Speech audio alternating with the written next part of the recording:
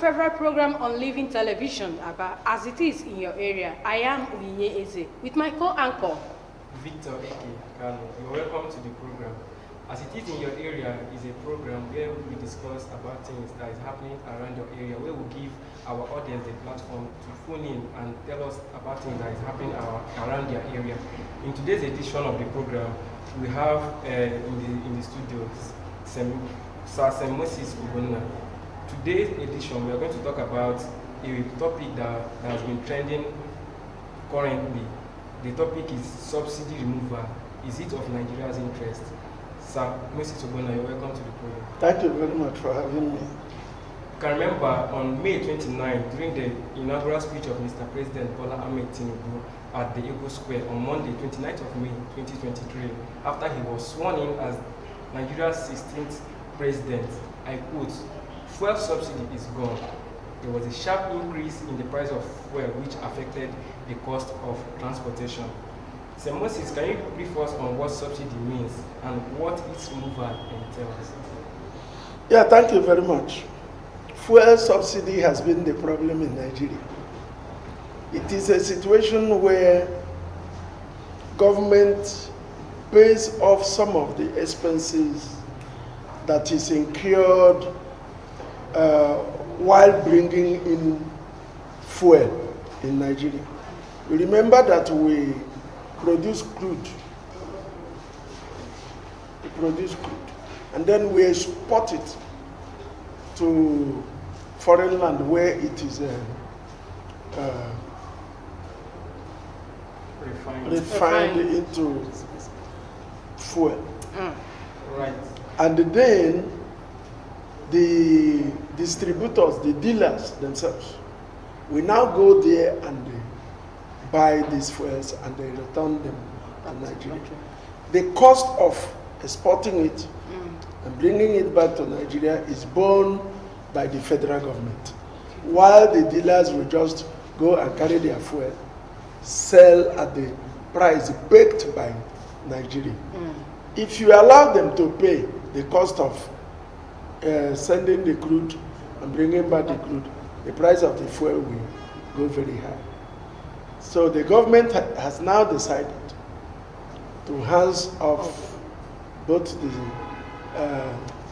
exporting of the crude and the importing it back to Nigeria. That is why there is this sharp increase. All right, sir. I heard you mention that we export our crude after refining it back. We bring it back to Nigeria. I want to ask if we have a working refinery here in Nigeria. That is the reason why we do not refine in this country. Because there is no working refinery. After the mining by the companies, Shell, Mobil, and all that, and now send it to, they sell the ones they will sell. And the ones that will be used by Nigerians as exported to refineries abroad that refined and returned to Nigeria. A lot of things happen. Within the time the crude is being sent out and returned as a refined oil, you see a lot of crude oil that is being stolen, as the one they call oil theft. So, because of politics that entered into the oil business, that's why they shut down, the marketers shut down, helped in shutting down Nigerian refineries, so that this blah blue will take place. All right, thank you, sir. Remember, our lines are open for you to contribute to the topic of today. You can also call us to tell us what is happening in your area. Call us, tell us your problem, what you are encountering today, whatever that is happening in your area. We want to hear it. That is why we are here today. Our phone number is 0916-828-4994. Remember, you fit hear us for Pidgin or Igbo as if they happen for your side. I beg, call us 0916-828-4994. Moving forward, sir, are you of the opinion that subsidy removal is overdue and should be implemented? If you ask me, it is overdue. The problem is how it is being implemented. Okay. Succeeding governments have removed these subsidies severally. Jonathan came in and removed some parts of the subsidy. When Obasanjo came in, the subsidy problem came in, and he cut off some part of the subsidy. Out of this cutting of subsidies, fuel increase becomes the resultant effect. But it is being negotiated. Say, if you cut, this is the much we will sell. And people will be prepared. Fuel will be stored. So that at the time the fuel subsidy is removed, you now see that by the time the citizens, before they can finish or exhausting the ones in the store, everybody will be used to it. The situation you will remove subsidy and the marketers begin to hoard fuel immediately is where everybody is blaming the government.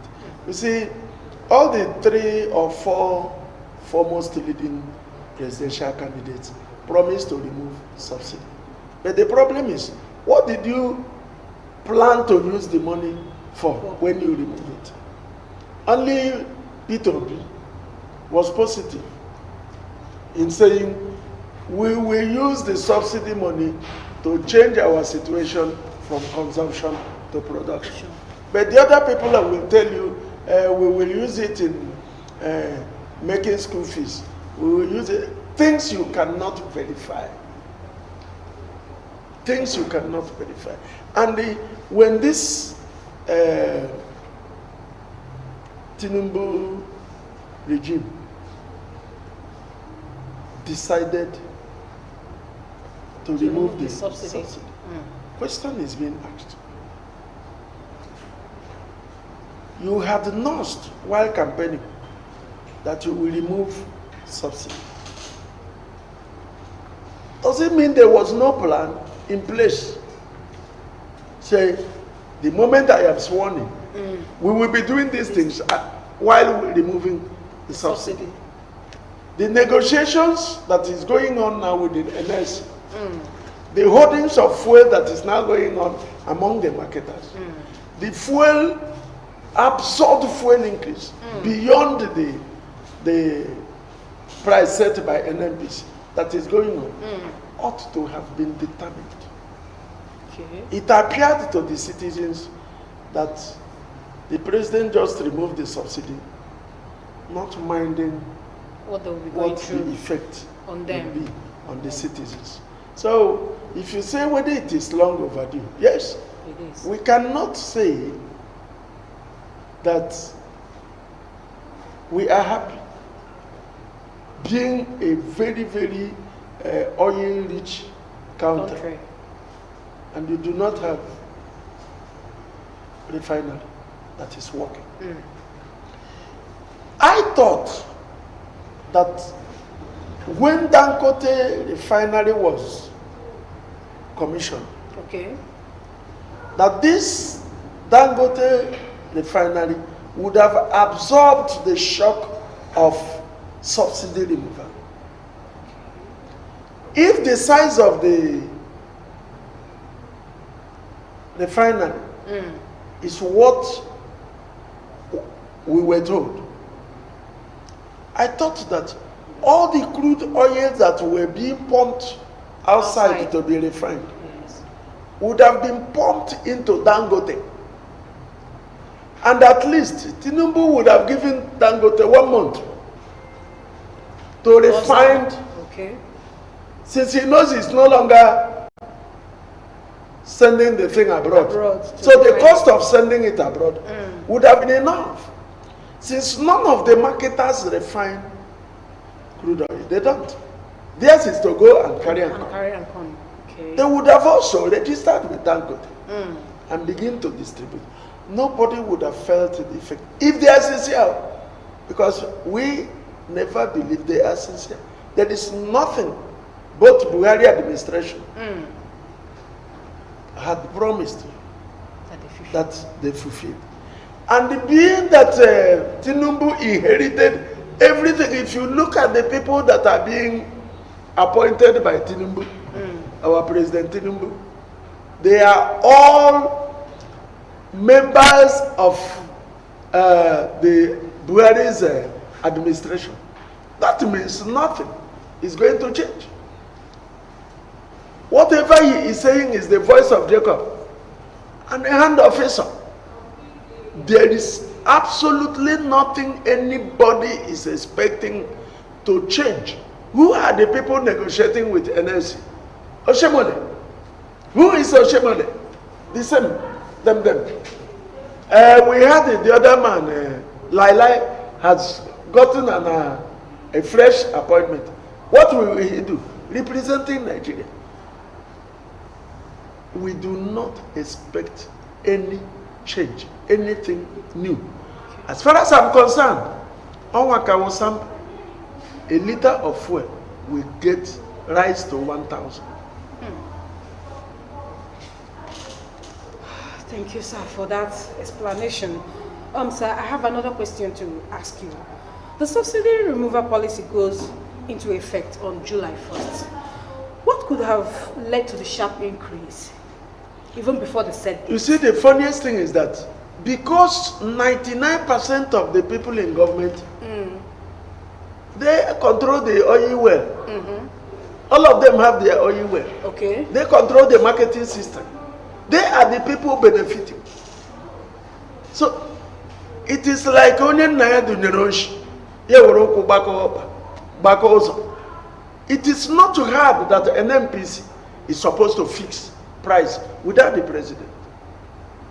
It is not the presidency that fixed price. It is the NLC. Okay. The NMPC. Okay. And when the government is negotiating with the NLC, there was no reaction from the presidency asking NMPC, who asked you to fix price? Please revert to the old price. So that when we finish our negotiation, you know, nothing like that. It was like when Emefiele told us he was refacing the currency. What happened? No currency was refaced. Everybody suffered as we are suffering, and as we are going to suffer. In the end, we reverted back to the old currency. People died. People went naked in the bank. Some people fought. A lot of things happened. People starved. The effect of the currency refacing has not died down. We are into fuel problem. That shows you that the government has no interest of the people at heart. There is no policy we are seeing that will cure the sufferings of the people. They are not even interested. You remember, it was like when we were in, there was a regime that was very hard in this country before Murtala regime. When Gowon, the end of Gowon's regime, prices were up, and we have all this rubbish during civilian regimes. These things don't happen in the military. In the military. Military will tell you, this is what we do, and everybody will do it. But when it comes to civilian regime, you see politics. And the politics,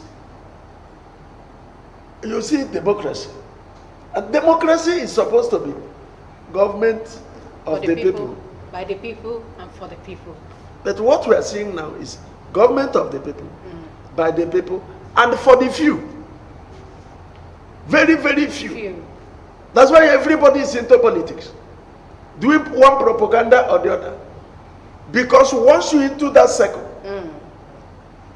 whether you know or you do not know, provided you have played your psychophancy very, very well, provided you are one who is within the, like, praise singer of the people in power.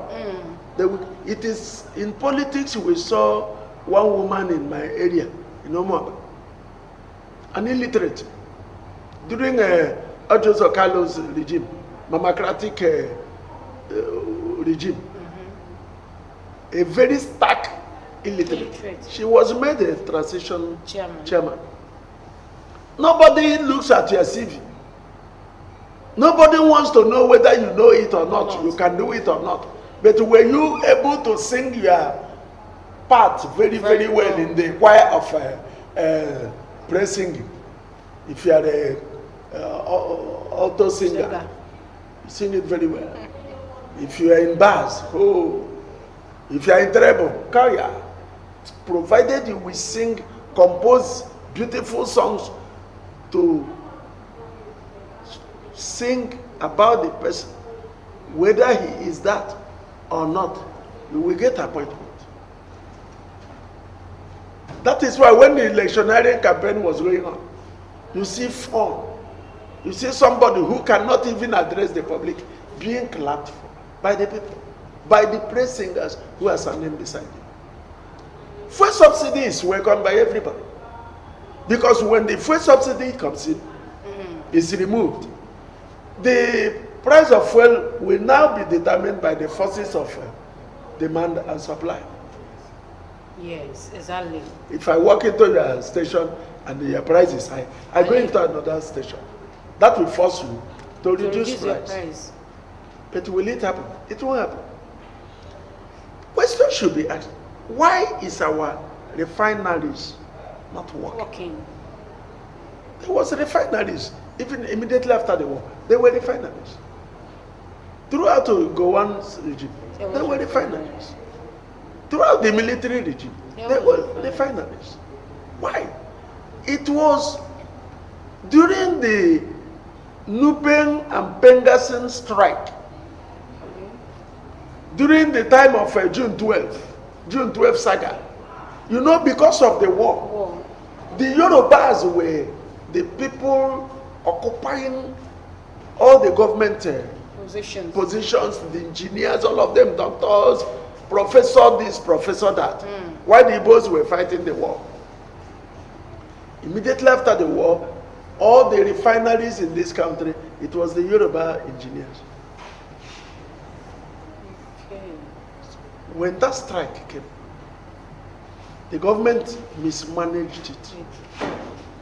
And they sacked the whole of the engineers. And all of them, while living, vandalized the refineries beyond repairs. To repair it became a political problem. The marketers, all the people in government now became distributors of fuel distributors.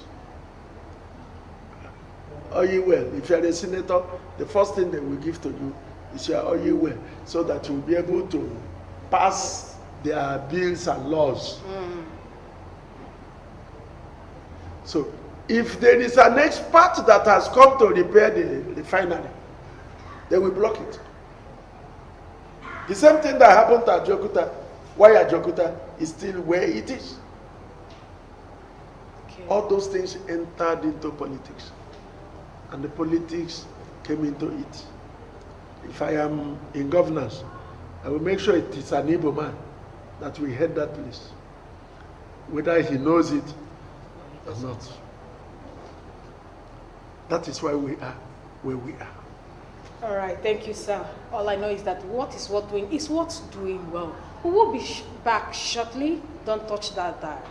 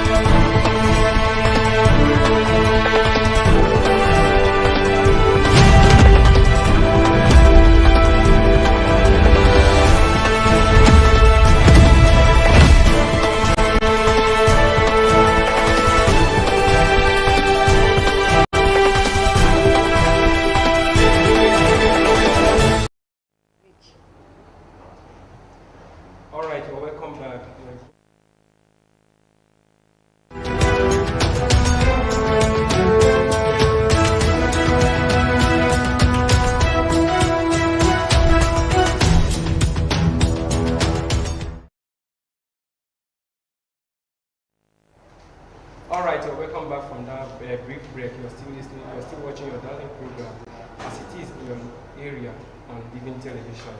Don't forget, our calling line still remains 0916-828-4994. Don't forget, 0916-828-4994. We are expecting your calls. Call us and tell us, give us your contributions and tell us what is happening around your area.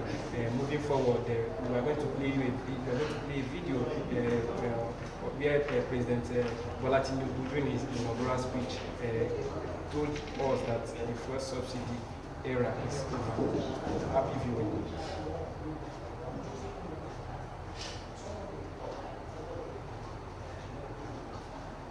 Now, moving forward, before the video is ready, we have another question for our guests in the studio. So, moving forward, I have this question. Do you think that the subsidy removal is of Nigeria's interest coming now? Because we had all the presidential candidates, they actually campaigned that during their era that they are going to remove the first subsidy. But day before yesterday, we had the presidential candidate of the Labour Party, Mr. Obi, telling us that not removing this first subsidy is the problem, but what does the government have now to cushion the effect of this first subsidy? So the question coming to you right now is, do you think removing the first subsidy now is the best time to remove this? You see, it is not coming into government that is a problem. It is knowing what to do or being prepared to do what you are supposed to do. This affects every other regime that comes in. You see, when you come in as a new either president or governor, all the people that worked for you, if you didn't prepare your appointments ready, you will use 1 month in making appointments. Thinking of who to put where. You see, people will come to lobby you. If you don't take your time, you put people who are academicians. By the time you know that what they are coming to do is not academics, they have made one mistake or the other.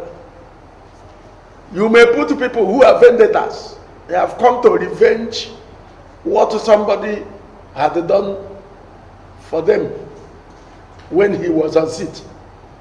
And when he sits down, instead of him doing his job, he will be calling for all the files of the past person. Okay. So that you will find out to expose him. You forget that the masses are waiting. They are not they will be clapping for you when you say, the minister that was here stole so billion. They say, wow. They'll be clapping for you. But not be that thing they won't chop. If you want to move forward, move forward. Don't look back. The period of looking back is when you have set up your own machinery. And the machinery begins to move forward. You will now look back and say, yes, from record given to me, or from whistle blowing to my ear, there used to be one so and so thing here. When is it? Oga, come on. But as you are doing it, your government is moving forward. People are beginning to feel the impact of what we are doing. I do not think seriously that when Tinubu comes in, being a government that inherited the same party, it's unlike Oti's administration now. That is coming from Labour Party, another different party. A different party. You cannot expect Oti to work with the speed Tinubu should work with. Yes. No. If you do that, you don't understand this game. Because the first thing Oti will do is to distrust everybody he made and put his own. before he does that, if he wants people not to feel it, he will use ad hoc people, task force to do a lot of things. As these people are at Port Harcourt Road now, the construction company, he will concentrate there. He will not want to cover everywhere. If he does that, he will make a mistake. Refuse removal and the construction of Port Harcourt Road should be of paramount to him. By then, he has allowed the focus of the people to be on something practical. Okay. You will see about will be going to Port Harcourt Road to see Julius Berger. When that one is rolling, at the time this one is rolling, he is making his appointments. People will take over. You go to government house now, you may not see people because his party men don't even know whom to meet. It's not the same case with Tinubu. Tinubu is that all the people that kept this country like this are still there. They know where they stopped, where their broom is. They know where it is. To sweep the room, they don't need to go and they buy new broom. They need to start with the old one. They know where it is and start sweeping until the new ones will come. So any delayance in performance will mean he was not prepared. You cannot ascribe the same to Mr. President. That of Mr. President to a party that has a new governor or new something administration outside the party that was ruling. No. If you do that, you are making a misjudgment. And you will be talking as if that will be coming out of you will be regarded as hate speech. Because they have just come in. They don't even know where the broom, as in the case of Abi, that Dr. Okesi Bazu used in sweeping his house. They will look for it. And the period of looking for it is a period of nothing is happening. Not in the case. So the fuel subsidy that is removed now, everybody will think that Mr. President was prepared. What we shouldn't even be hearing that there is something that is being planned to be used as to cushion, be a palliative, because all those things ought to have been in place. Okay. So for him to say we are negotiating, we are talking about what we will use to cushion the effect, my brother, that means Mr. President was not prepared. All right, sir. So does it mean that it's not in Nigeria's interest? Is that what you are saying? What is the interest of Nigeria? Okay. Nigeria doesn't. The thing where they there, where there is the yam. Where is the yam? Is the interest of Nigerians. If I were Tinubu, I want to remove fuel subsidy now. Okay. Because of the effect of what happened during his campaign. Remember, we came from COVID. Yes. To NSAS. NSAS. From NSAS to change of currency. Those cities in the north are also suffering from banditry, robbery, kidnapping, and all that. You see a whole community that if I were him, let's take this one. Hello, tell us your name and your location. Welcome to the program.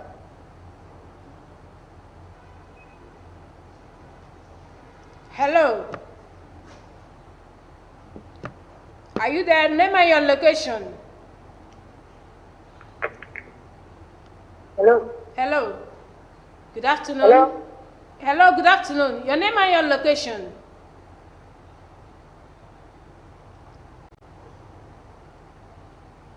Hello? Hello, I can hear you loud and clear. Hello? Yes, I can hear you loud and clear. Your name and your location. Turn down the volume of your TV set. My name is Mrs. Jane. Welcome to the program. Yes, my name is Mrs. Jane, and I'm calling you all the way from Port Harcourt. I'm watching what is happening and your discussions. I need to put a question across to your guest. I need him to educate us the more on the effect. Let him talk about the effect to cushion the fuel subsidy. What is it that can be done to remedy the fuel subsidy matter? That is my question. All right, thank you, Mrs. Jen, for calling us. Your questions will be answered. Did you hear me, ma'am? Yes, I heard you. I heard you. The government, this is not the first time we have fuel subsidy withdrawal. But I think this is the only time we have a total withdrawal. One, we think that Buhari was prepared for the fuel, not Tinubu, Buhari. Okay. If you see the speed at which Dangote refinery was commissioned, will make you begin to think that the alternative, that what can be used to cushion properly, is to supply fuel to Dangote refinery, and Dangote will be supplying all the filling stations, marketers with a fuel, refined fuel. So all Tinubu needed to do was to liaise with Dangote to say, when will your first fuel, refined fuel output be expected? He says, give me 6 months. It's okay, within 6 months,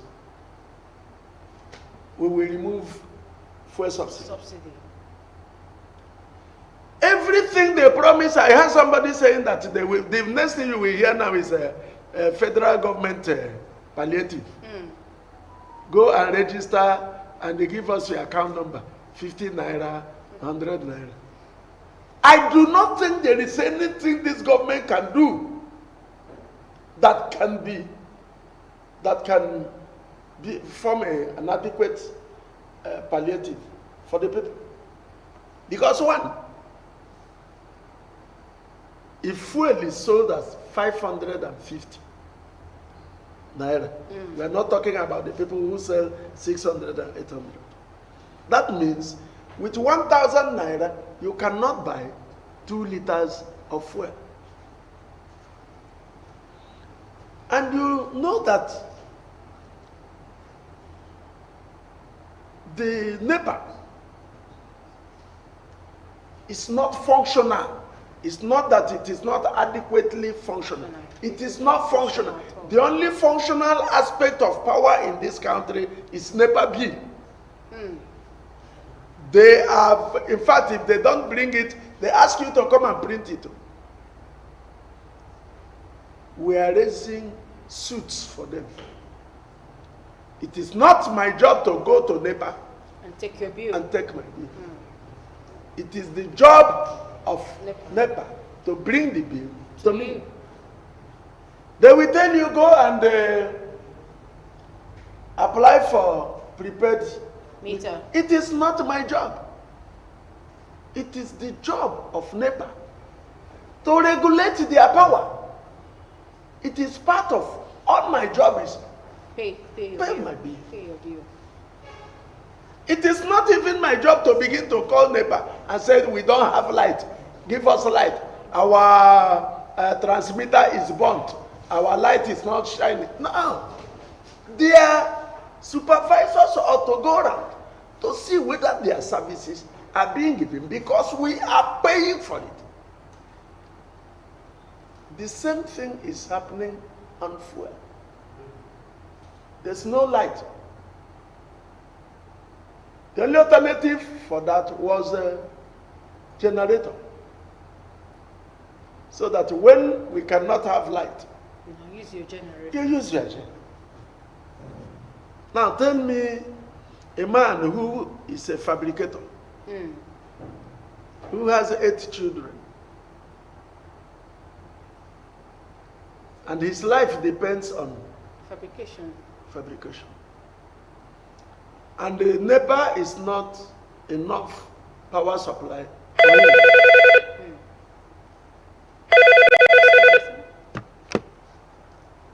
Your name and your location. Hello? Hello, I can hear you. Hello? Hello, I can Good hear you. afternoon. Good afternoon. Your name and your location. Oh, Auntie, your line is breaking. I'm Mrs. Ndukwe. I'm calling from Obom Street in Obo Hill. Thank you for calling. Please, what is Hello? happening in your area? Tell us what is happening in your area. Tell him to tune down. We are hearing the. Okay, I'm Mrs. Ndukwe. I'm calling from Obom Street in Obo Hill. Please turn off your TV. Turn off the volume. Okay, the situation around our area is concerning the NEPA people. They bring us bill without giving us light. Yesterday, one of them came and was distributing bills from one building to another. She came to our building, and I told her, I am not going to pay that bill. So it's causing some problem around that area. So I don't know how do you people think we can handle these NEPA people who do not give light, but they want us to pay? It's a serious problem. Do you have a meter? Have light for the past 4 to 5 days. Do you have a meter in? Do you have your meter in your house? Mrs. Ndukwe, do you have your meter? Yeah, we only buy fuel to watch TV and all that. Like now, I'm watching you people. I'm burning my fuel. What I'm asking you, do you have NEPA meter in your place? Mrs. Ndukwe, can you hear me? The line is breaking, but just try. Let me see if I can hear you. Go ahead. Mrs. Ndukwe, the question is, do you have a meter in your house? You said? Do you have a meter in your house? That's NEPA meter. NEPA meter. This line is breaking. This line is breaking. Because your phone, your television is on. You are supposed to off the volume. I can't hear them. Okay. It is well, Mrs. Ndukwe. Okay. Thank you for Go calling. ahead. Let me see if I can hear you. Okay, walk away from your house. Move away from your house. Move away a little bit. Breaking. Move away a little bit. Can you hear us now? Okay, ma, can you go ahead? Let me manage, but it's breaking. Do you have a NEPA meter in your house? That's the question. The guest asked. Okay. So, you see, that is the problem. When you're talking about palliative on fuel, you should also talk about palliative on NEPA, because both are source of power supply. What NEPA people are doing, and I will seize this opportunity to tell everybody, when they bring bill, now look at the meter reading on your bill. Write down the level, the meter number. Okay. The number where What it read. The reading itself. Note it down from on your old NEPA bill. When they bring the next bill, you go back to your meter and see the reading on the meter. Write it down. When you write it down, you take it to NEPA and pay what your meter is reading. What these people do is that they will come they won't even bother to read your meter. Estimated They bill. will just give you an estimated Bill. bill. They did it to me. I told them I won't pay. Fortunately for me, my son can read the meter. He read it. They gave us 14,000, and what our bill was 6,000, and that was what I paid. They came. They said they are going to cut it. I said, cut it. Already, I've instituted a 100 million suit against the neighbor here, and every other person should be ready to institute suits against the neighbor, so that they will be up. We are not their slaves. When they read your meter, you can't have light. What you will see is bill. No, they are private company. They are there to serve me. When they bring the bill, you call somebody who knows it. You note the figure on your meter. Note it down on your bill. When they bring the next one, you go back to your meter and note it and read it and pay what it is worth. Listen, NEPA has a service to render to us. Service of giving me light. Service of providing transformer. It is not me that should provide transformer. No. It is because we do not know our right. That is why when your transformer gets burnt, you go and buy. You pay NEPA to come and install it. And after installation, they begin to bring. And if you don't take time, within the period, you were trying to fix the transformer. You could not even get the transformer. Their bills will be coming. Yeah, sure. You understand? And when you go to them, they say, we don't have a transformer. And you people can buy. You buy, you bring an engineer who will install it. And NEPA will collect money. It's not true.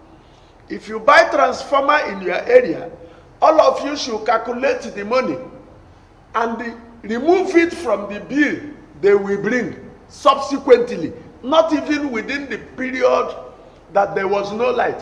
When there is light and you were able to contribute 20,000 and they bring 10,000 naira bill, you have paid the first one. You note it minus from the one we used in buying transformer. Transformer, okay. It is the duty of NEPA to give you meter. They say that we now change our meters to prepaid. I have meter. One of their staff came the other day, that my meter is old, they no longer use it. Say, but it is functional. If it is functional, use it. If it is old, bring another. That I should go for prepaid. It is not my job. It is the job of the neighbor to bring their prepaid meter. Your job is now to begin to pay according to the prepaid something. You pay in advance and begin to burn as if you are burning a recharge card. Okay. It is the duty of NEPA to serve you with your bill. It is only when you have not paid or refuse to pay. Not paid is different from refusing to pay. Refusing to pay is that bill has been served on you and you refuse to pay. Whatever reason. At that time you have refused to pay. NEPA has a right to cut your light. To disconnect you. Okay. But when they have not brought the bill, you have not refused to pay. Because there is no bill given to you. So now, back to where we are. Now, when there is withdrawal of fuel subsidy, and there is no NEPA light, that means this fabricator or electrician or seamstress or tailor, okay, the dry cleaner, whatever it is, have been naturally stopped from functioning. And I do not see any palliative that the administration can give that will cushion the effect That it has on them. you are getting it. Yes. The only thing this administration can do is to liaise with Dangote, meet Dangote, make his refinery functional, so that he will be selling fuel to us. I do not think that Dangote's fuel will be as high as that of NNPC fuel. All right, moving forward because of our time. So I have this last question for you. The removal of fuel subsidy. The common man believes that this fuel subsidy is the only way that he or she benefits from the government. Now the fuel subsidy is gone because the federal government thinks that they are spending a lot of money trying to keep the fuel subsidy. Because if you check, they said the 96% of Nigerian revenue is used to service loans because of the loans taken by the previous administration.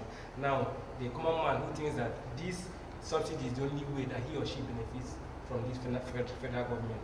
Now, the cost of government, the new government that just got into power, don't you think that it would be good if they are able to cut excesses of government?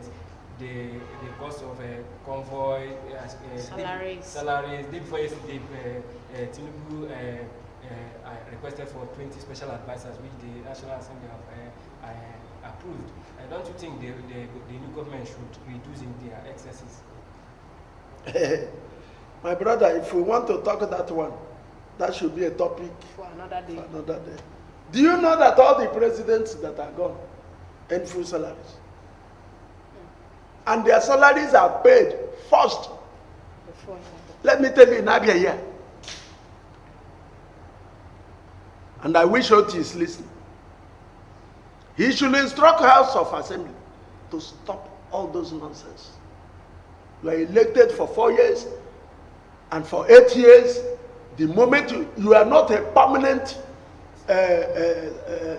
civil servant. And within the period you were in governance, you weren't paying salaries, you weren't paying what do you call it? Pensions. And do you know the funniest thing?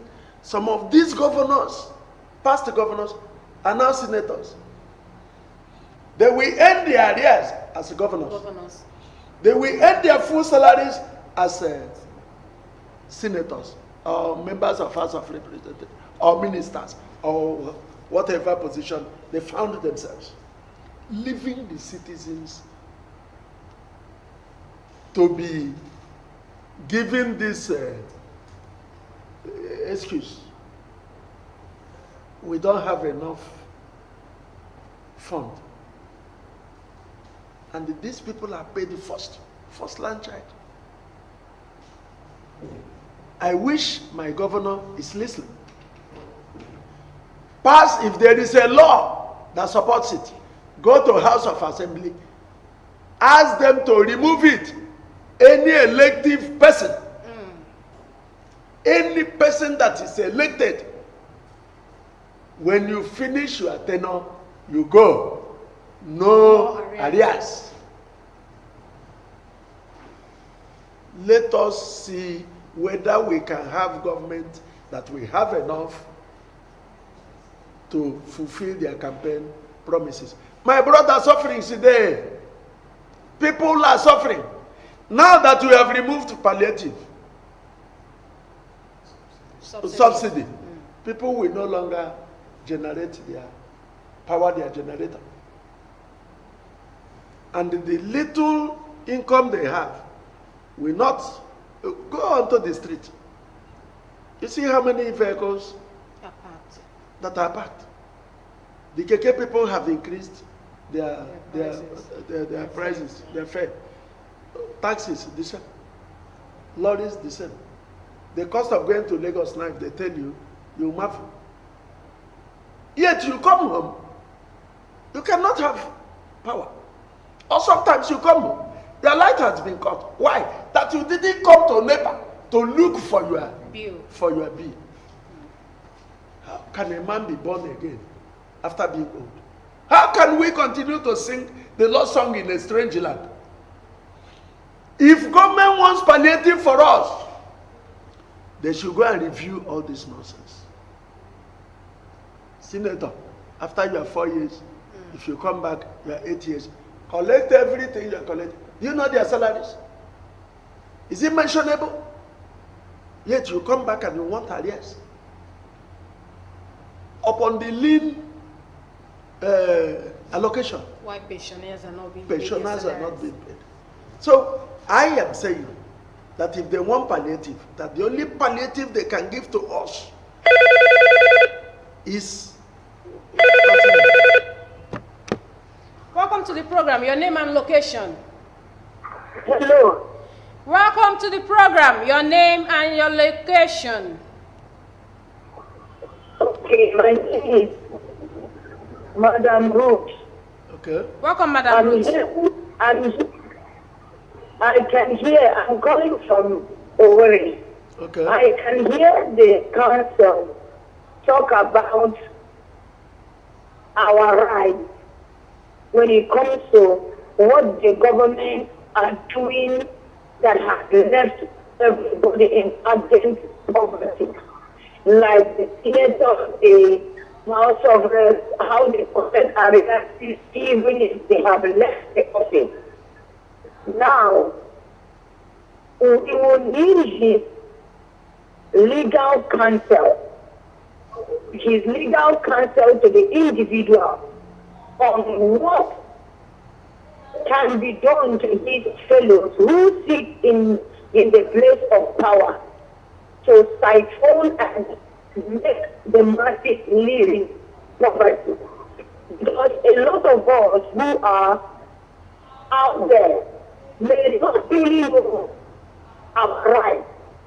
So we need to use this as a legal practitioner.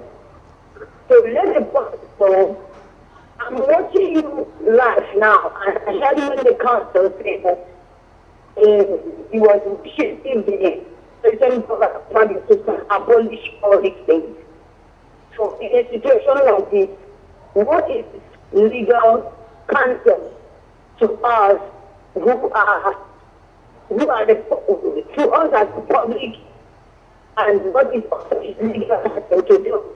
I will switch up from watching you like, so whatever you say, I'll be watching and be hearing it. Thank you. I think I've gotten what you are saying. You see, the government has made a provision for you. There's a public complaints commission where you can go and complain. We have different states house of assembly where you can also complain. We are not allowed to go on the street to protest, no. As we are saying it, some of these people are listening. You will go to your house of assembly or go to the public complaint commission and they write your petition that so thing is happening in your area. Here we have a program we will start next week we call Village Hall. Village Hall, when we begin it, you call in and tell us what is happening. Or you come here and complain. We will call that person live on phone and say, my friend, you are live on television. You are live on radio. So person sitting here, because we will not take frivolous complaints. You have to appear in person. You sit down here, we will invite that person. He will come. Both of you will iron it. If police is collecting bribe from you, call us. We will call that policeman. If they arrest you and they are charging you a stipulated sum or an amount before you can be taken on bail, call us. We will call that policeman and tell him that police bail is free. So that is why we are having living television, to educate the masses. I hope the government is listening, that the people are saying, The only palliative you can give to us is not by giving us. We saw the palliative, the COVID palliative.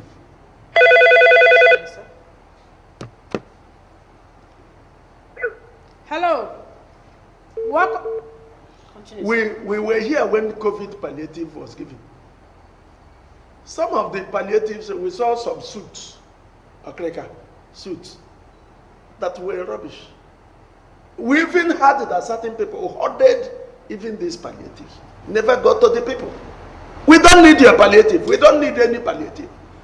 All we need is control the price, build road for us, reduce the fuel, or make Dangote. Yes, speak.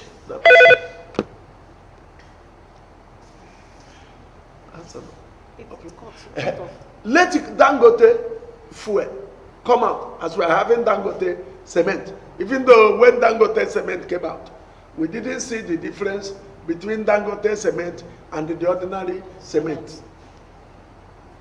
Then, let our refineries that are all over the place be repaired. We have enough money for these refineries to be repaired.